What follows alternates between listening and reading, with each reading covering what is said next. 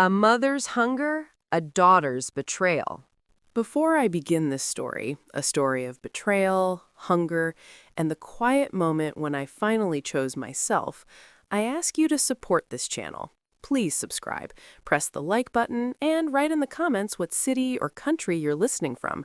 It truly warms my spirit to see how many of us there are. Now, enjoy the story. The front door had slammed shut exactly 3 hours ago. Not gently, not with hesitation. It slammed the way doors do when someone leaves without looking back.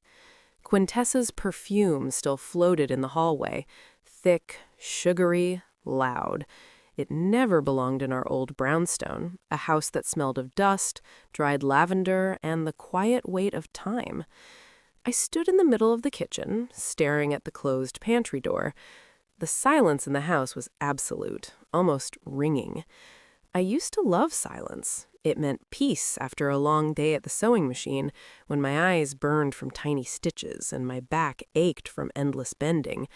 But today, the silence felt predatory, like it was waiting. My stomach twisted into a tight knot. It is shameful to admit hunger at my age, as if growing old should cancel the body's needs. But hunger does not care about dignity. It simply grows. I opened the cabinet. The hinges creaked, complaining about being disturbed. The shelves were impeccably clean and terrifyingly empty. Quintessa had packed in a rush, darting around the apartment like a bright tropical bird trapped briefly in a cage. Bikinis, sundresses, tanning lotions, all tossed into her suitcase. I remembered how she stopped in the doorway, already wearing her shoes, and held out her hand. "Mama, give me your card, just in case." I felt a chill run down my spine. I tried to object. I told her that was my entire Social Security check. I asked her what I was supposed to live on for 2 weeks. She rolled her eyes and snatched the card from my fingers. "You've got grits," she said. "Boil them, add butter. It'll be good for you. Doctors say people your age need less food. Don't invent problems. I deserve this vacation." And she left.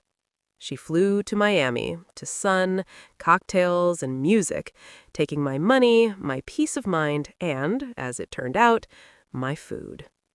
Grits. Right. She mentioned grits. I reached for the old glass jar on the top shelf, labeled in my own handwriting from 20 years ago. The jar felt wrong in my hands, too light. I opened it. At the bottom lay a few lonely grains swimming in gray dust. Not enough to feed a sparrow. She had lied, or worse, she hadn't cared enough to check. The cold that spread through my chest was not from a draft. It was the kind of cold that forms when you realize the child you raised is not just selfish, they are cruel. I set the jar back. The sound of glass against wood echoed like a gunshot. I searched her room for loose change.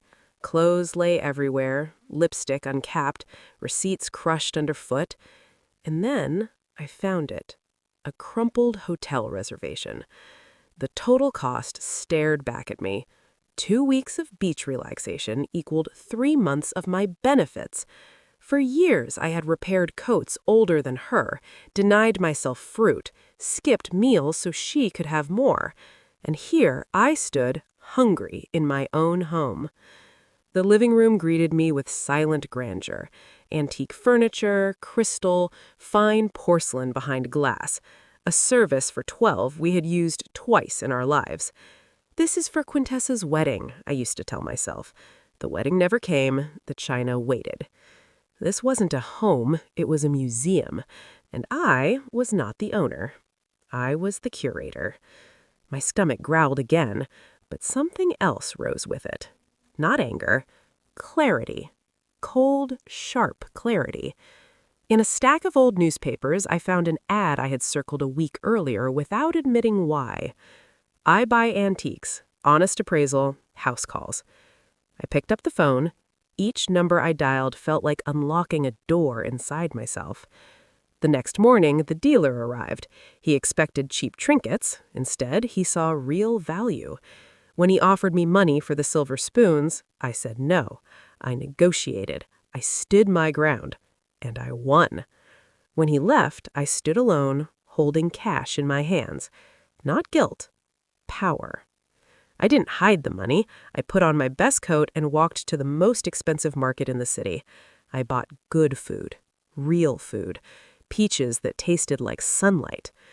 At home, I laid the white lace tablecloth Quintessa had forbidden me to use. Today, I said aloud, I am the guest. That meal tasted like freedom. When Quintessa called from the beach, mocking me, telling me to water down my grits, I sipped wine and smiled. She thought she had broken me. She was wrong. That night, I opened the jewelry box. Inside lay her favorite ruby brooch. Tomorrow, it would be sold. Not out of revenge, but out self-respect. And when she returned, sun-kissed and smiling, and opened the refrigerator, she screamed. Not the sharp scream of surprise, but a long, wounded sound, the kind that comes from disbelief colliding with entitlement. I heard it from my bedroom, where I sat calmly brushing my hair, stroke after deliberate stroke.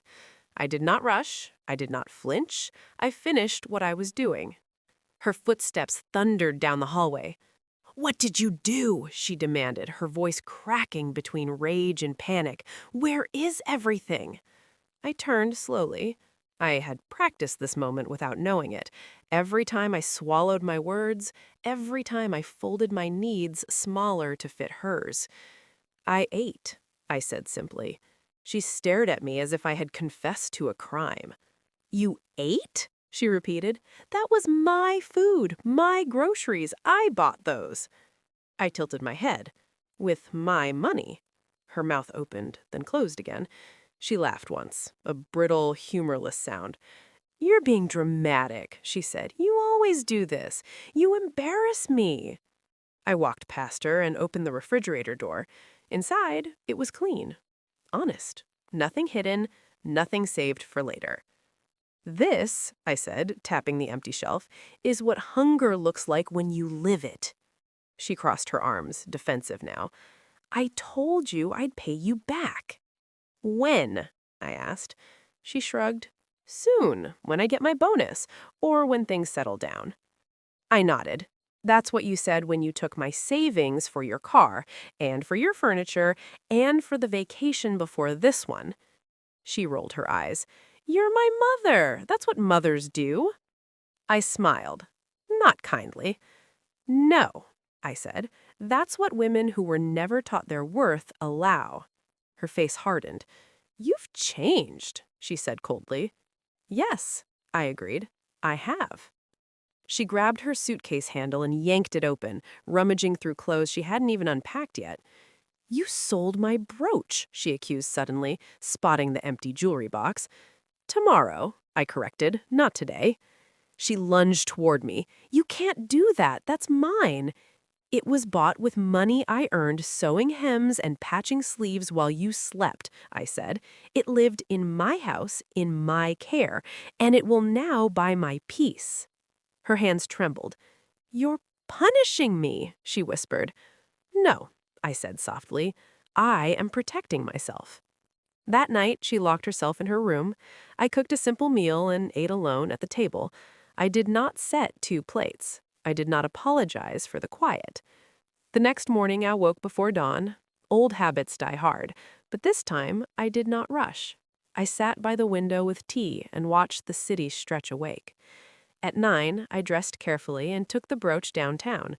The jeweler weighed it in his palm and whistled. "This is real," he said. "You know that, right?" "I know," I replied. When he named the price, my knees nearly buckled, but I held myself upright. I thought of the nights I had gone to bed with soup made from bones and hope. "I'll take it," I said. With that money, I paid my bills 6 months ahead. I stocked my pantry, I replaced my worn shoes, and still, there was enough left to breathe. When I came home, Quintessa was waiting. She looked smaller somehow, less certain. "We need to talk," she said. "We are talking," I replied. She sat, slowly, carefully. "I didn't know it was that bad," she said.